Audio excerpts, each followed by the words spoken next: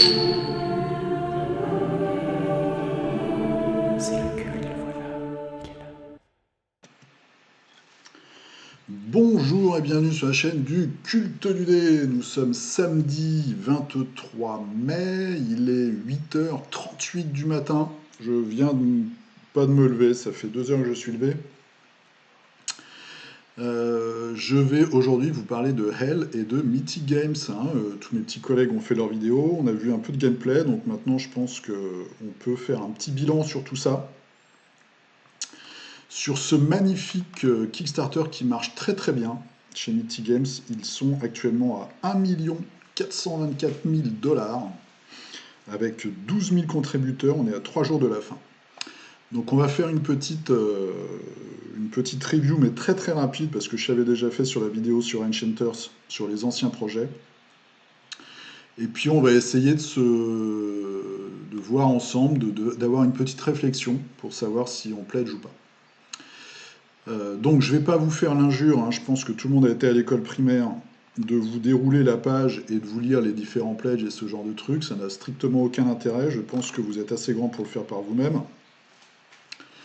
Vous êtes toujours de toute façon assez grand pour faire tout par vous-même, mais on va faire pour se mettre dans le bain, un petit peu dans l'ambiance, un petit historique. Donc Mythic Games, là c'est quand même, pourquoi je fais ça, c'est parce que c'est leur 6e projet en attente de livraison du coup dans 3 jours. Bon, Time of Legends c'était le premier gros projet, il y a eu beaucoup de retard, on est encore en attente des ratas, de trucs, de machin. Mais bon, c'était le premier vraiment projet qu'ils ont fait où ils devaient produire eux-mêmes les figurines. Contrairement à Mythic, à Panthéon, Mythic Battle Panthéon, hein, qui a été racheté par Monolith et où après Monolith a fait un 1.5 pour réécrire la moitié des profils, pour rééquilibrer le jeu. Donc là, Joan of Arc, c'était vraiment leur premier jeu à 100%. Très peu de gens y jouent parce que la mise en place est très longue. En fait, c'est un gros gros jeu, donc il y a beaucoup. Moi, tous les amis que j'ai, hein, je suis désolé de dire ça, mais bah, ils ont acheté le jeu, il est sur une étagère, ils n'y jouent jamais. Il y a quelques vidéos sur le net pour certains scénarios. Après, c'est pas de leur faute, hein. Ils ont présenté le truc, voilà, les gens l'ont acheté. Mais bon, je dis ça parce que quand on nous dit des expériences de jeu fantastiques et tout.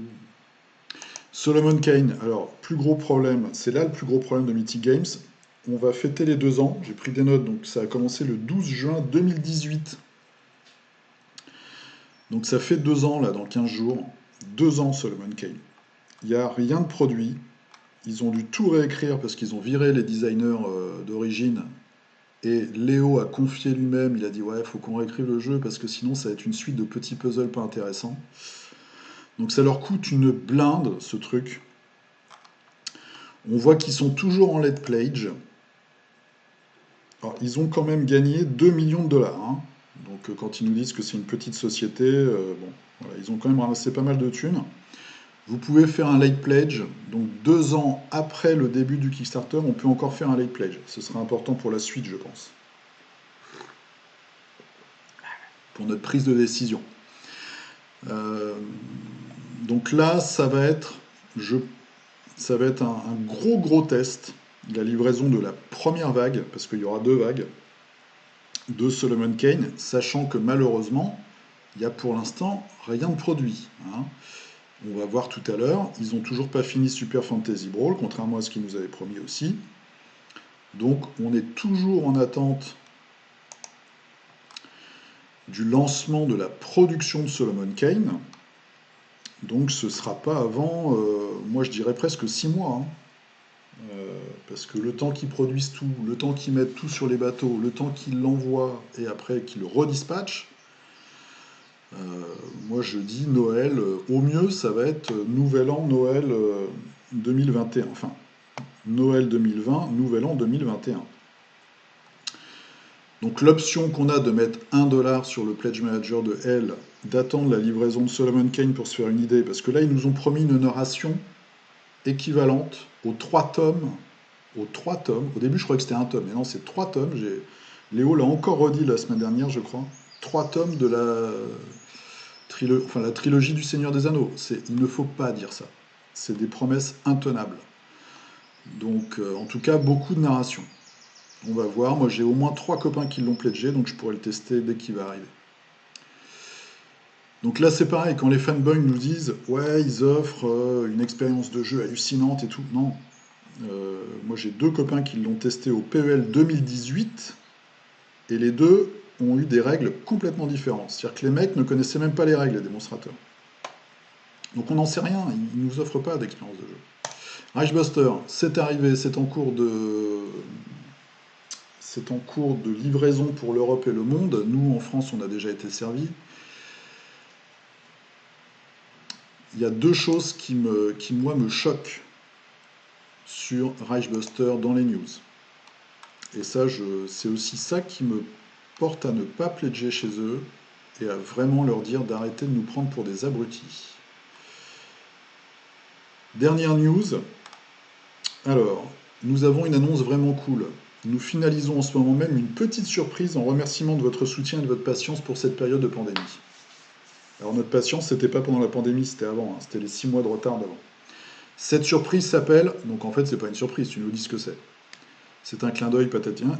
Il s'agit d'une mini-campagne de 3 scénarios dont nous vous mettrons à disposition gratuitement les fichiers en PDF.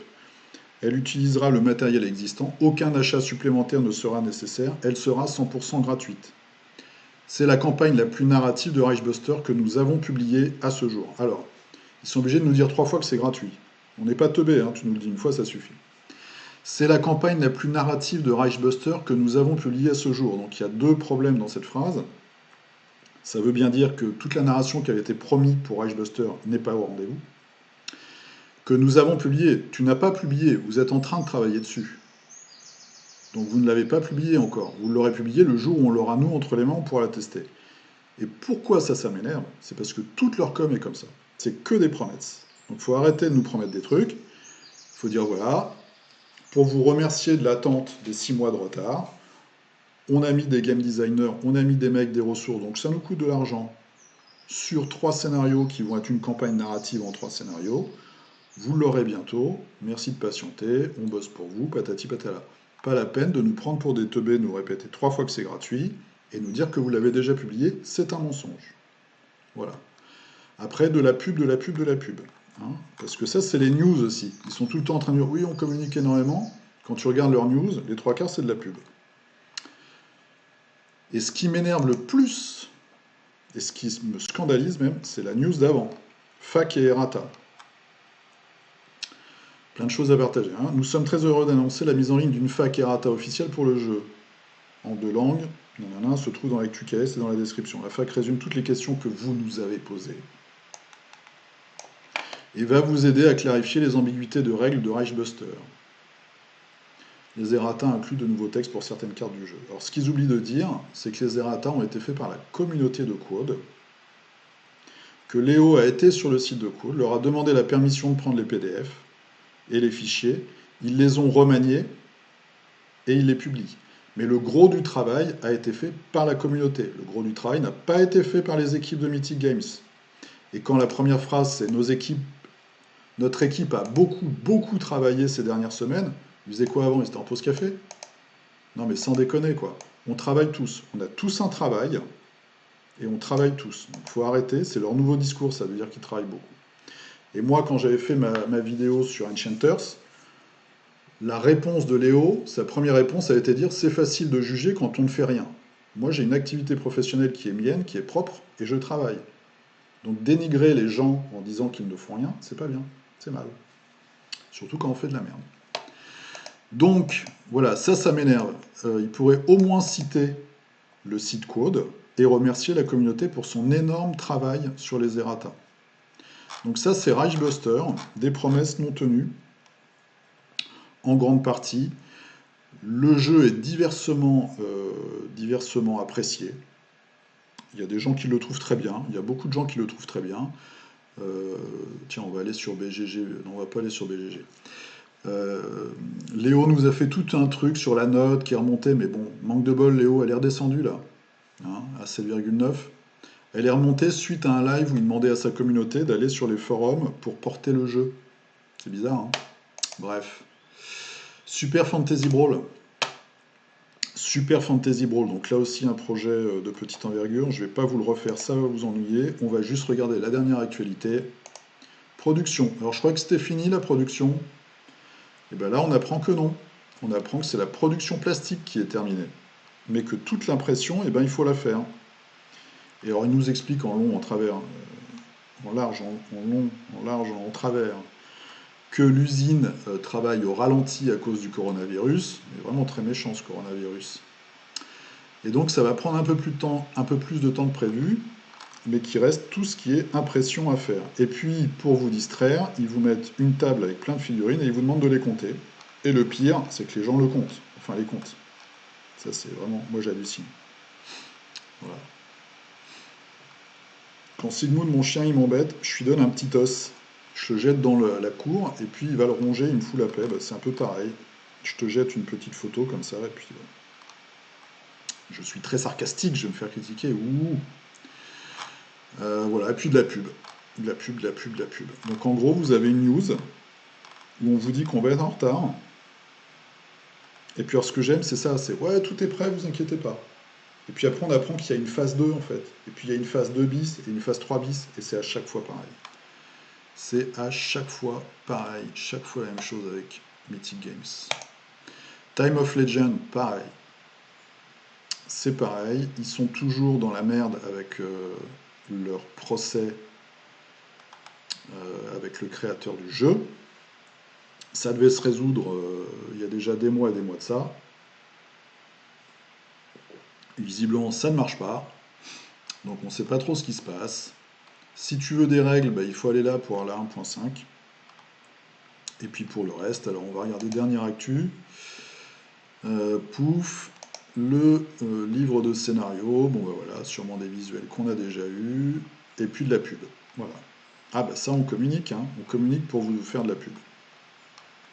Voilà. Enchanters. Livraison septembre 2020. Donc ça, c'est dans 3 mois, les gars. Juillet, août, septembre. Bon, juin, juillet, août, septembre. 4 mois, je suis mauvaise langue. Steam Watchers. Donc Steam Watchers, petite anecdote. Chez Musino, donc on avait fait la dernière voix des jeux. Donc c'était juste après la sortie de ma vidéo sur Enchanters, où j'avais été, paraît-il, assez critique. Hein, d'Anti-Meeple, je dirais que je suis un détracteur. Je suis juste quelqu'un qui regarde l'historique d'un projet et d'une entreprise, hein, avant de mettre 200 balles. Donc en gros, qu'est-ce qui s'est passé? Je vous la fais courte. 2 jours avant l'émission, on devait recevoir en fait une jeune femme, je crois, qui faisait une application de jeu. 2 jours avant, Musino m'appelle et me dit ah bah non, c'est annulé en fait, on va recevoir Léo pour Steam Watchers. Je dis, ah bah, c'est gentil. Moi je me sentais super mal déjà parce que je me suis dit je vais me faire défoncer. Mais bon, faut assumer ce qu'on dit et ses choix. Il fait ouais, c'est l'actualité, c'est mieux. Non, non, non. Donc on arrive. Et puis je lui dis mais attends Léo, il t'avait pas promis un pledge, un all-in Jeanne d'Arc là, et puis Reichbuster, machin. Il fait ouais, ouais. Je fais mais il te les a donnés? Il fait non, non, bah je fais demande-le. Il fait ah bon, bah oui, je fais oui, il faut demander les choses si on te les donne pas. Et puis comme moi j'ai pledgé, j'ai fait un all-in Reichbuster, demande-lui le mien. Déjà ils vont économiser les frais de port, et puis moi comme ça je pourrais l'avoir en avance. Parce qu'ils avaient dit avant qu'ils en avaient reçu plein, enfin une quinzaine. Et puis je pourrais le tester, et comme ça tout le monde sera content. Il fait ok, pas de problème. Donc il m'envoie le truc. On arrive. Léo arrive avec 2 énormes valises. En fait, dans les valises, il y avait le all-in Jeanne d'Arc et le all-in Reichbuster pour Musino. Et il y avait le prototype tirage plastique de Super Fantasy Brawl pour Mathieu. Et puis moi, j'avais rien, mais bon. Et là, Léo dit bah oui, mais toi, tu l'as pledgé, donc tu vas le recevoir. Donc déjà, l'ambiance était un peu spéciale. Mes 2 collègues n'ont rien dit, ils étaient très contents d'avoir leur jeu, ce qui est normal. Hein. Voilà, Léo avait fait une promesse, il a tenu sa promesse. On fait l'émission.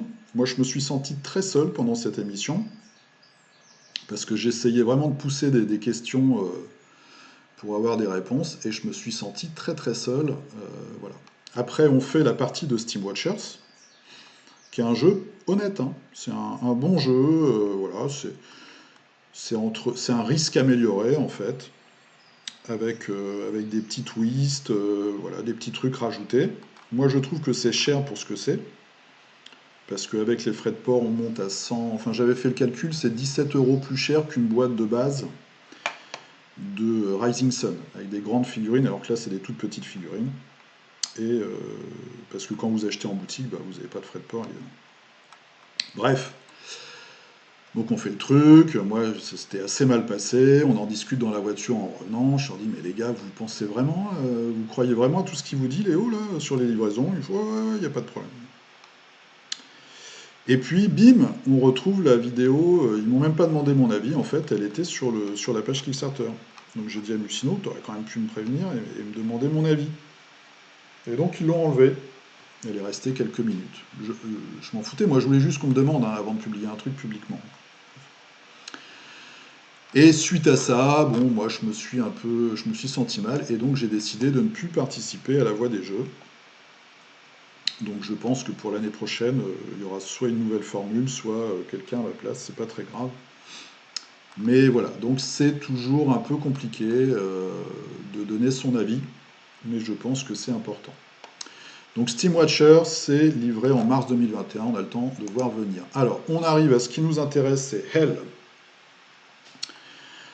Hell, ça a l'air d'être un bon jeu, franchement. Je vous avais dit la semaine dernière que j'avais regardé la vidéo de gameplay, donc il y a deux phases, hein, campement et exploration. Le campement, ça a l'air très chiant, mais on n'a que des vidéos en anglais, fait par des gens pas très vendeurs, donc évidemment, ça donne pas envie de pledger. Ce que j'aime dans ce jeu, c'est sa direction artistique, c'est le thème, c'est les figurines, et c'est ce que je trouve assez intéressant, c'est que visiblement, même si soi-disant ils veulent pas spoiler, tout au long de l'aventure, on va retrouver un certain nombre de membres du premier équipage, qui sont tous plus ou moins devenus tarés, et ça c'est assez sympa. Il y a de la magie, voilà, il y a ce côté assez perturbant. Les stretch goals sont juste des ajouts cosmétiques, mais bon, il y a quand même des figurines, hein. Pour moi, ça, c'est pas des ajouts cosmétiques, c'est de la figue, voilà. Ce serait un jeu, elle serait dans la boîte de jeu. Euh, bon, donc c'est quand même pas mal. Le problème, on a vu, c'est tout l'historique de l'entreprise, avec beaucoup de jeux qui sont pas livrés. On a le livre de règles en français. Donc le gameplay de la phase de campement, il n'est pas satisfaisant, mais c'est peut-être parce qu'on ne comprend pas et qu'il est mal joué, mal vendu, on va dire. Et après, pour se faire un avis, on va avoir, je vais vous montrer, deux canaux en fait. Donc ça, c'est les vidéos. Donc celle-là, je ne l'ai pas regardée, elle est plus dynamique, mais elle est aussi très longue. Celle-là, elle est inregardable. Dice Tower, elle fait 3 heures. Celle de Untabletop, bah, je vous avais demandé de la regarder dans le dernier figurinistique. Il y a une personne qui a réussi à la regarder en entier et qui m'a dit que quand on se mettait dans le truc, c'était quand même pas mal. Mais sinon, personne n'a réussi à la regarder. Le papotage, ça n'a aucun intérêt. Et on a le gameplay de Iggy TV. Les autres vidéos n'ont aucun intérêt, c'est juste des gars qui vous ressortent en fait le discours de Mythique convenu, donc on passe. L'équipe, on va faire un petit tour sur l'équipe quand même vite fait. Il y a du monde, hein. Donc Christophe Madura, directeur artistique, David Rakoto, game designer, c'est eux qui ont fait, je pense, le cœur du jeu. On a 6 game développeurs, donc ça fait du monde. On a 4 artistes, donc c'est ceux qui font tout ce qui est graphisme. On a 4 sculpteurs, donc ça c'est des gens, bon bah voilà, ils sculptent les figurines, mais après ils passent à autre chose. On a donc le peintre officiel Seb Lavigne qui fait un boulot de ouf.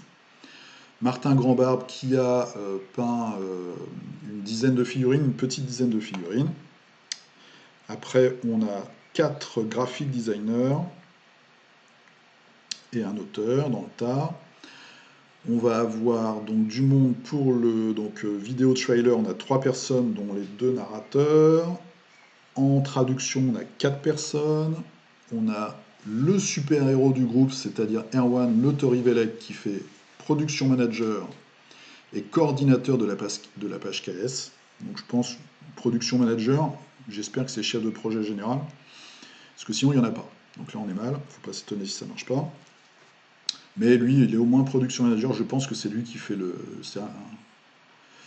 il a un énorme poids sur les épaules, ce gars, je pense. Il fait vraiment tout ce qui est chiant à faire et toute la coordination. Après, on a donc Léo qu'on connaît, publisher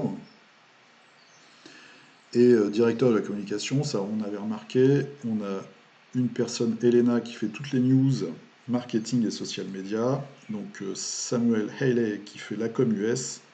Et Benoît qui est public producteur, on va dire. J'ai pas le mot éditeur, voilà. Éditeur-producteur, les deux éditeurs-producteurs du jeu. Donc ça fait du monde. Ils ont beaucoup beaucoup de projets, ça fait du monde, il faut des pépettes. Les frais de port, 42, on va dire 50 $. Comment on va faire pour prendre notre décision sur ce jeu?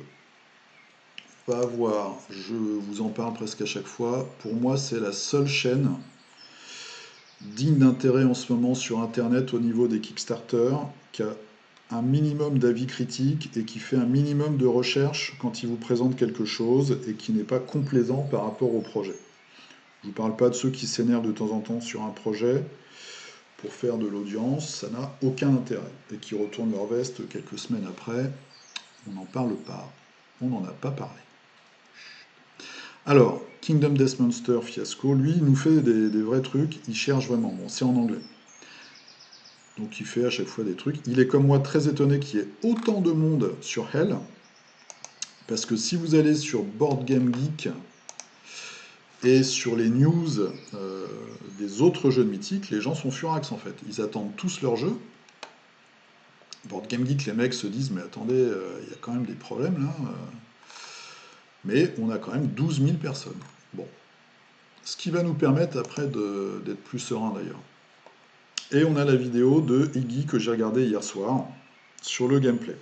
Donc Iggy avec Meeple Reporter, Mathieu, deux game designers de Mythique, et puis le dernier joueur qui est il fait Kill Team France. Voilà, il a la chaîne YouTube Kill Team France, il fait le 4e joueur.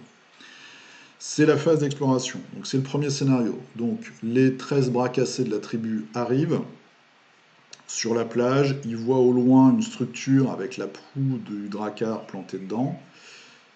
Et là, moi, le seul truc qui me gêne pour l'instant dans le jeu, vraiment, mis à part le gameplay campement, c'est la tournure psychologique du truc et dans la narration. Je vous avais parlé d'une carte, et d'ailleurs on la voit là, donc on est quand même dans un univers hostile. Premier truc qu'ils font, les mecs, ils débarquent, une forêt, on voit pas ce qu'il y a dedans, ils voient la proue de leur navire sur une structure au loin, et ils soufflent dans le corps pour appeler la première expédition. Je trouve ça un peu teubé, non? C'est un peu risqué quand même.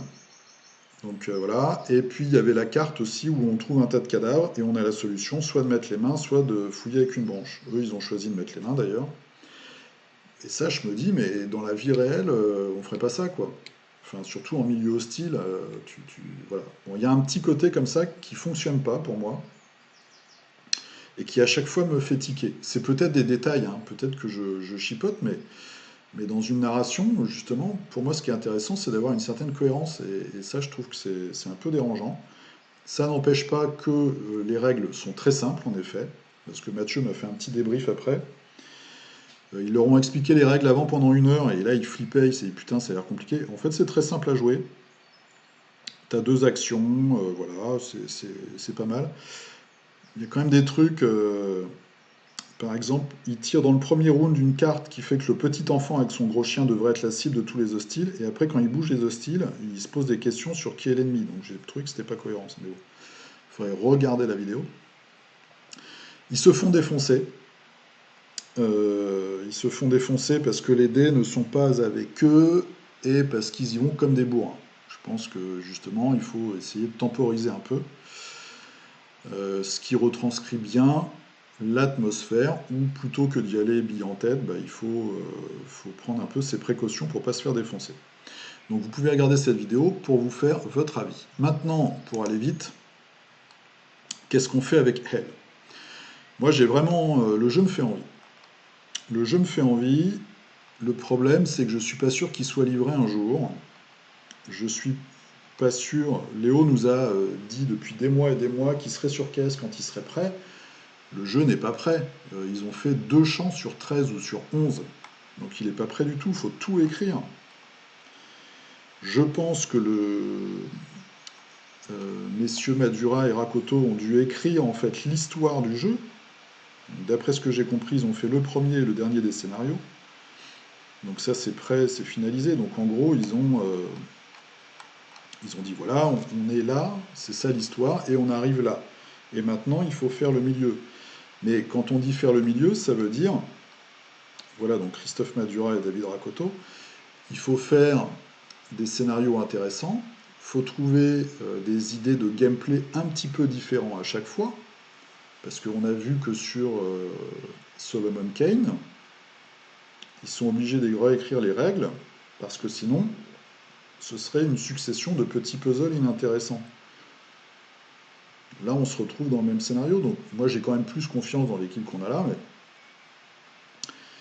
ce que je veux dire, c'est que je ne mets pas du tout en doute leur travail, hein. Je pense qu'ils ont fait déjà, on voit le travail là est vraiment chouette, déjà effectué, mais ce que je veux dire, c'est la masse de travail qui reste à faire. Il y a énormément de boulot à faire. Juin 2021, personne n'y croit décemment. Ou alors les mecs, c'est des super-héros, quoi. Et puis surtout, quand tu vois tout le reste qu'il faut livrer, tous les projets qui doivent arriver. Donc là, on a 12 000 personnes, on a 1 million, je vous ai dit combien? 1 400 000. Bon, ils vont faire peut-être 2 millions, hein, parce qu'après, il y a les 48 dernières heures. C'est ce que je leur souhaite. Et ça va aussi nous sauver, nous. Parce que si nous, on doute, si on garde un petit peu les pieds sur terre, par exemple, j'ai discuté sur les forums, il y a pas mal de gens qui disent, moi, je vais mettre $1, je vais attendre le Pledge Manager, et j'espère que Solomon Kane sera livré avant le Pledge Manager. Moi, j'y crois pas, personnellement. Par contre, quand je vois leur historique, je pense qu'ils feront un Late Pledge. Et on va leur laisser le temps de développer le jeu. Et une fois qu'ils vont lancer, juste avant de lancer la prod, je pense qu'ils feront comme ils ont fait là pour Solomon Kane et qu'ils font pour tous leurs autres jeux. Avant de lancer la prod, donc avant d'avoir besoin du nombre, de la quantité à produire finale, ils feront un Late Pledge, ils feront on aura la possibilité d'acheter le jeu. Donc moi je vais rester en stand-by. Ma position c'est j'hésite entre mettre $1 ou attendre carrément après un Late Pledge plus tard. Mais ce que je me dis c'est qu'il y a déjà suffisamment de personnes qui ont mis de la thune. Le jeu, bah, ils ont leur argent, ça a débloqué les stretch goals, donc le discours habituel c'est de dire ouais mais si tu pledges pas pendant la campagne, il n'y aura pas les stretch goals. Bon là tout va être débloqué je pense, hein, il n'y a pas trop de soucis à se faire. Donc on peut nous rester tranquille. On va laisser les gens prendre des risques, puisqu'ils n'auront pas eu la vigilance de regarder l'historique. Et puis nous, on va rester derrière un petit peu, tranquille, on met notre ceinture de sécurité, et puis on va attendre que tout ça se fasse. Et si l'avenir de Mythic se passe bien, s'il livre un bon Solomon Kane, donc il faut déjà qu'il livre Super Fantasy Brawl avant, hein, et ben on pourra aller tranquillement sur Hell. Voilà, c'est mon conseil.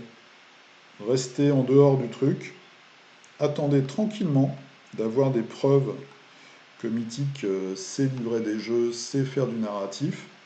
Laissez-les travailler tranquillement. Ils ont de quoi bosser, là, ils vont avoir leurs 2 millions de dollars.